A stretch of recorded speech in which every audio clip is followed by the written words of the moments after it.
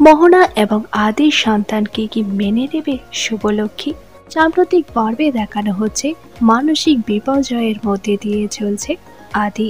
মোহনা তার সন্তানের মা হচ্ছে সেটা কিছুতেই মেনে নিতে পারছে না সে, আর সমস্ত সত্যি প্রকাশ্যে আসলে কি হবে সেটাও বুঝতে পারছে না আদি। কিন্তু আদির উচিত ছিল সমস্ত সত্যি শুভলক্ষ্মীকে বলার। যদি আদি সত্যিই কোনো অন্যায় করে থাকতো তখন সে নিজের অতীত সম্পর্কে জানতো না, তাই হয়তো তাকে ক্ষমা করে দিত শুভলক্ষ্মী। কিন্তু এইবার সেই সুযোগ হারিয়ে ফেলল আদি, কারণ সমস্ত কিছুই জেনে গিয়েছে ডোনা।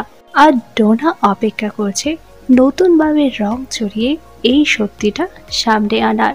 ভবিষ্যতে ডোনা এমন পরিস্থিতি তৈরি করবে যা দেখে মনে হবে আদ্রিত এবং মোহনার অবৈধ সম্পর্ক রয়েছে এবং তাদের সেই প্রেমের অবৈধ সন্তান আসতে চলেছে খুব শীঘ্রই।